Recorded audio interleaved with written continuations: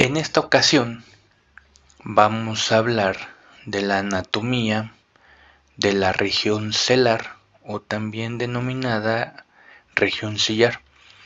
Esta serie de videos decidí dividirlos en tres debido a que sobrepasaba la hora y para hacerlo más ameno decidí hacer una primera parte en donde explico toda la anatomía ósea de esta región. El segundo video se encarga de describir los repliegues durales, los ligamentos formados en esta región, así como su relación con estructuras anatómicas importantes, nerviosas y vasculares. Y por último, un video dedicado a la glándula hipófisis, particularmente irrigación y algunas otras particularidades.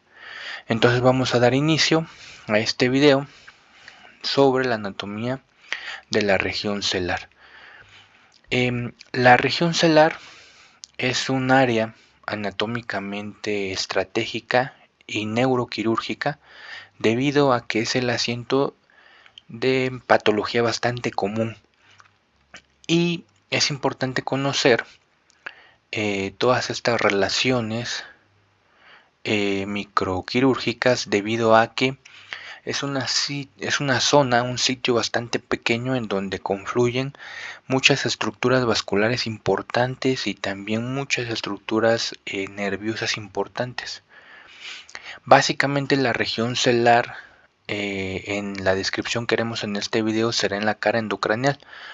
Es decir, en contraste con un abordaje endoscópico endonasal, viendo esta región por la parte exocraneana, eso quedará para otro video. En este video abordaremos la anatomía microquirúrgica de esta región, pensando en la visión que podremos tener de esta región a través de un abordaje transcraneal. Entonces, básicamente esta región, dijimos, se encuentra en el centro de la base del cráneo, en la fosa media, pero teniendo relación con estructuras muy importantes de la fosa craneal anterior y de la fosa craneal posterior. Podemos observar que el hueso esfenoides se encuentra localizado a manera de una incrustación entre varios huesos: el hueso frontal, el etmoides, el hueso temporal, el hueso parietal en la región del terion y con el hueso occipital en la región del clivus. Entonces, básicamente diremos que, como ya sabemos y como también se describirá en otro video sobre la anatomía particular del hueso esfenoides, tenemos el cuerpo del esfenoides, las alas menores, alas mayores, apófisis pteriogoideas medial y lateral, y básicamente nosotros abordaremos la anatomía desde esta región, desde la cara endocraneana, básicamente viéndola como se puede observar en esta visión, y pasaremos primero a describir todas las estructuras desde anterior hacia posterior. Primero estructuras óseas. Bien, en esta imagen podemos observar la cara endocraneal que corresponde a la base craneal anterior y todos los componentes que la constituyen. Podemos localizar en la línea media la cresta frontal, que termina a nivel del foramen secum o foramen ciego. Este foramen secum o foramen ciego, de aquí emerge una vena anastomótica que se denomina vena de Esperino. Lateralmente podemos observar la transición entre la porción vertical con la porción horizontal del hueso frontal, y también podemos observar las impresiones que dejan las circunvoluciones del hueso en el hueso frontal, que corresponden a la cara basal del lóbulo frontal. Algo importante aquí por mencionar es lo siguiente: cuando nosotros hacemos un abordaje supraorbitario, por ejemplo, más o menos a este nivel, podemos observar este plano. en donde son bastante evidentes estas crestas que se forman en la cara endocranial del hueso frontal y que muchas veces, y sobre todo las más frontales, se tienen que drilar para poder tener un acceso, una visión adecuada hacia la región que queramos abordar. Bueno, ahora, nuevamente en la línea media podemos observar posterior al foramen secum al hueso etmoides. Este hueso etmoides, característicamente con su crista Guy y todos los forámenes que dan paso al primer nervio craneal, el nervio olfatorio, aproximadamente en un número de 20 forámenes. Y podemos observar lo que corresponde a los forámenes etmoidal anterior y foramen etmoidal posterior.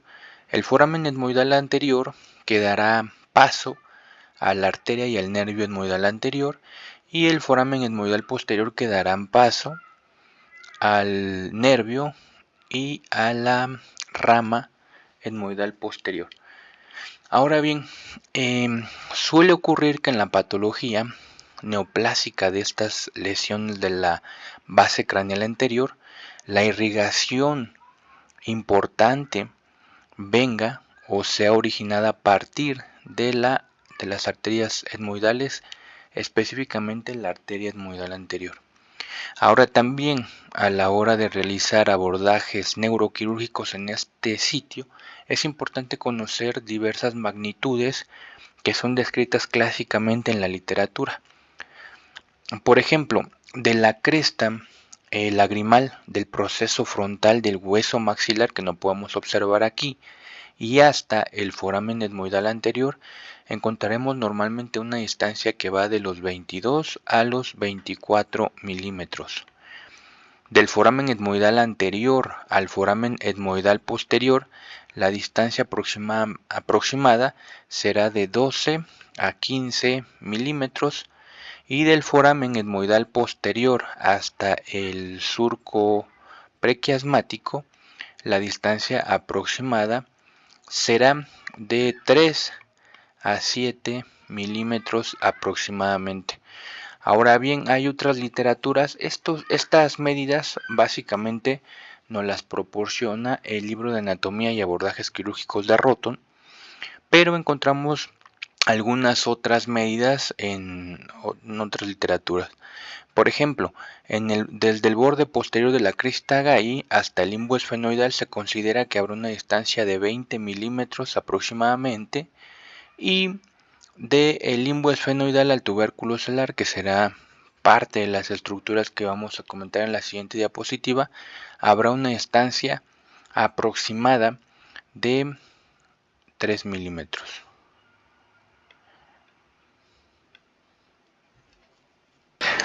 Ahora podemos observar esta imagen con parte de la fosa craneal anterior, todo esto, fosa craneal media y la fosa craneal posterior. Ahora bien, volvemos a describir las estructuras de anterior hacia posterior. Comentamos que el hueso esfenoides se va a articular en la línea media mediante el proceso etmoidal con el hueso etmoides. Y posterior a esta articulación podemos observar una región cuadrilátera, un área cuadrilátera que corresponde al denominado planum esfenoidal, o también denominado yugo esfenoidal. Y este yugo esfenoidal terminará hacia el limbo esfenoidal. Y podemos observar que está formando parte de esta región de las alas menores unas apófisis que se denominan apófisis clinoides anteriores, que son bilaterales y que tienen importancia neuroquirúrgica. Ahora, posterior a estas estructuras encontraremos una serie de surcos y de prominencias óseas que es importante conocer. Entonces, en la imagen de la izquierda podemos ver un acercamiento hacia esta región, prácticamente fosa craneal media y parte de la fosa craneal anterior. Y en la imagen de la derecha podemos observar a su vez un corte sagital del cuerpo del hueso esfenoides con la correlación de las estructuras anatómicas que podemos observar también en la imagen del lado izquierdo. Entonces vamos a explicar cada una de estas zonas para poder comprender la conformación anatómica de esta región. Entonces, aquí tenemos la articulación del hueso esfenoides. En la región medial, el proceso etmoidal del hueso esfenoides va a permitir su articulación con el hueso etmoides. Aquí lo tenemos, el proceso etmoidal que se articulará hacia anterior con el hueso etmoides. Y luego podemos observar la lámina cuadrilátera que dijimos, esta región que corresponde al denominado yugo esfenoidal o denominado también planum esfenoidal. Y este planum esfenoidal termina aquí, en el limbo esfenoidal. Este es el limbo esfenoidal. Y ahora, ¿qué estructuras podemos observar posteriormente al limbo esfenoidal? Vamos allá. Aquí está el limbo esfenoidal. Y podemos observar que debajo del limbo esfenoidal hay un surco, que es el denominado surco prequiasmático, que termina lateralmente hacia los agujeros o forámenes ópticos. Aquí están. Surco prequiasmático, que también podemos observar su representación a este nivel. Este es el surco prequiasmático. Entonces esta prominencia corresponde, dijimos, al limbo esfenoidal.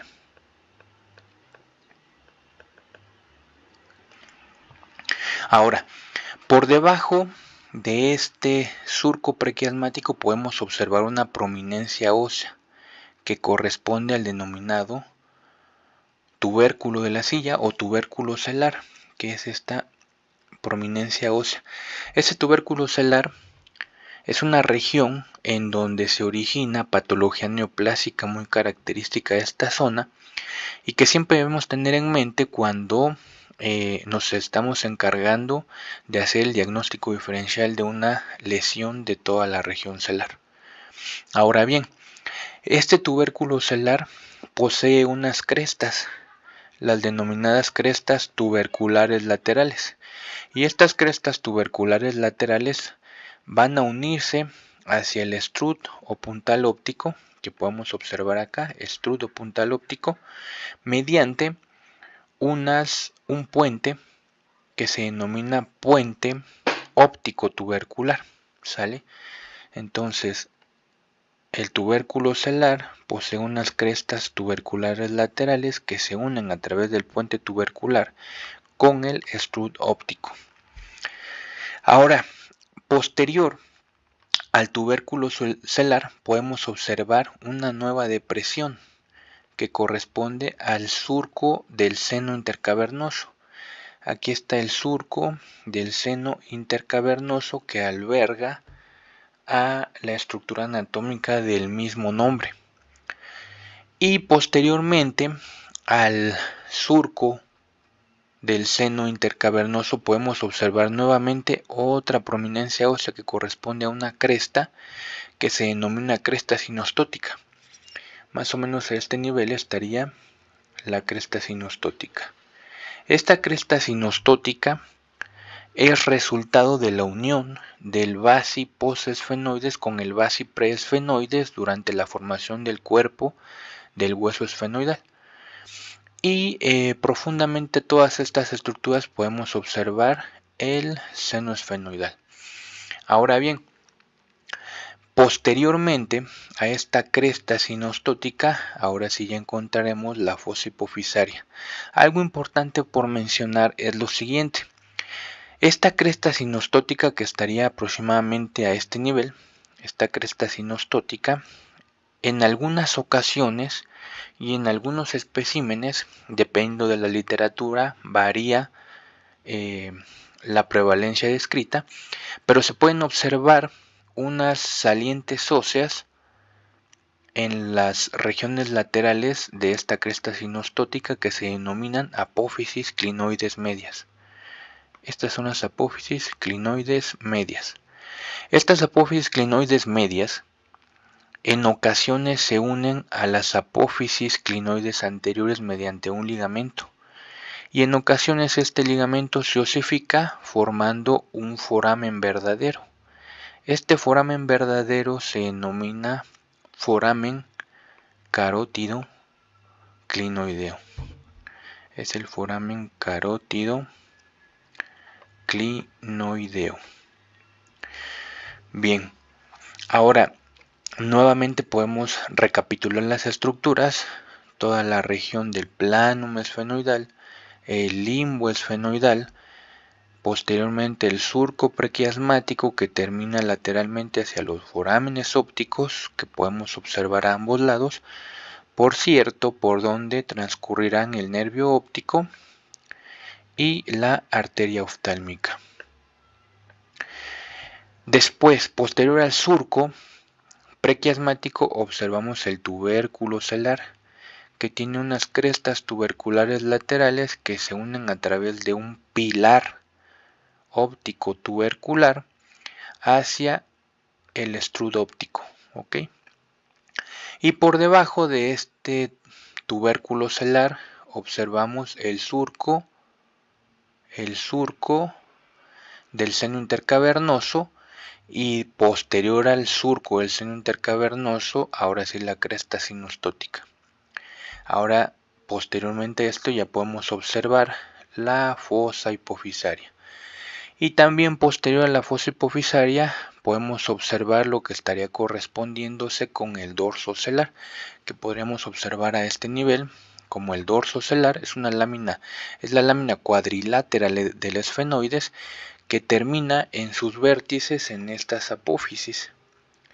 Es la lámina cuadriláteral de los esfenoides, termina en unas apófisis denominadas apófisis clinoides posteriores. ¿Ok? Y esto corresponde al denominado dorso celar. Es el denominado dorso celar. Ahora bien, la fosa hipofisaria, que se encuentra en el centro de esta región, suele medir craneocaudalmente, sería así, 15 milímetros. 15 milímetros es lo mismo que si la midiéramos de aquí a aquí, 15 milímetros. Mide lateralmente 12 milímetros. 12 milímetros y tiene una profundidad aproximadamente de 7 milímetros. Ahora, es importante mencionar, por la importancia neuroquirúrgica, estas apófisis, estas estructuras que se denominan apófisis clinoides anteriores, porque la remoción de estas apófisis clinoides anteriores nos permitirá acceder a esta zona, que es el asiento de patología vascular neoplásica, y en ocasiones, para el adecuado abordaje de este tipo de patologías, es necesario retirar la clinoides anterior. A este procedimiento se le denomina clinoidectomía anterior. Ahora, para comprender cómo se encuentra conformada la clinoides anterior, tenemos que observar estas imágenes de tal manera que podamos identificar que estas clinoides anteriores tienen varias raíces. Tienen una forma piramidal con una dirección anteromedial, y que podemos observar que se unen hacia el cuerpo del esfenoides a través de dos raíces. Una raíz anterior, que se dirigiría hacia el limbo esfenoidal y hacia el planum esfenoidal, y una raíz posterior, esta es la raíz anterior, esta es la clinoides y esta es la raíz posterior, que se denomina esta raíz posterior estrut óptico y que, como vemos, está uniéndolo hacia el cuerpo del esfenoides. Ahora, también hay otra raíz que se dirige lateralmente y se continúa con el ala menor del esfenoides, y que esto, si se prolonga hacia el lateral, llega a articularse con el hueso temporal. Ahora, para poder hacer la clinoidectomía hay que quitar estos pilares, este pilar que se dirige hacia el lateral, este pilar o raíz anterior y este pilar o raíz posterior, y de esta manera se puede remover la clinoides anterior. Algo importante por mencionar es que, como podemos observar, esta raíz anterior de la clinoides también forma el techo del foramen óptico, el techo del foramen óptico. Podemos observarlo mejor aquí. Tenemos la clinoides anterior y vemos cómo este pilar anterior está formando el techo del foramen óptico, y este pilar posterior es el denominado estrut o puntal óptico, que a su vez forma la región inferomedial del foramen óptico y también está formando el techo de la fisura orbitaria superior. Aquí podemos observarlo más claramente. Apófisis clinoides anterior con su pilar anterior y su pilar posterior, y este pilar anterior formando el techo del foramen óptico y el puntal óptico o pilar posterior formando el techo de la fisura orbitaria superior, que, por cierto, la fisura orbitaria superior dará paso a las tres ramas de B1 del nervio oftálmico de Willis, que son la raíz nasal, la raíz frontal y la raíz lacrimal, así como el sexto par craneal, el cuarto par craneal y la vena oftálmica superior. Y por último, su relación con la fosa craneal posterior. Simplemente podemos decir que el dorso celar está formando parte de toda esta región que se denomina clivus, que también es la zona o el asiento de patología importante neuroquirúrgica,